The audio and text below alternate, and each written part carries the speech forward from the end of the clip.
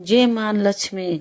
तो चलिए दोस्तों, जानते हैं दीपावली के दिन भूल कर भी ये 3 गलतियां न करना, नहीं तो द्वार से ही मां लक्ष्मी लौट कर घूम जाएगी और दरिद्रता मरते दम तक नहीं छोड़ेगी।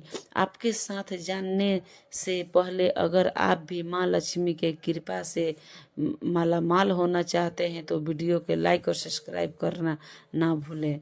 अक्सर कई लोगों दीपावली के दिन पखवाड़ का हवालात देखकर इस दिन जुए ताश खेलने में मगन रहते हैं।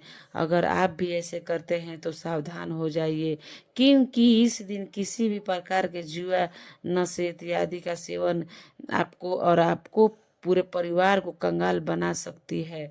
दीपावली के दिन कभी भी शाम के समय खासकर माताओं बहनों के सोना बिस्तर पर लेटना नहीं चाहिए। ऐसी स्थिति माँ लक्ष्मी तुरंत ही उल्टे पांव वापस लौट जाती है। आखिर अब सब से महत्वपूर्ण दीपावली के दिन माँ लक्ष्मी का उसी के घर सबसे पहले आगमन होता है जहाँ पर साफ सफाई रहती है।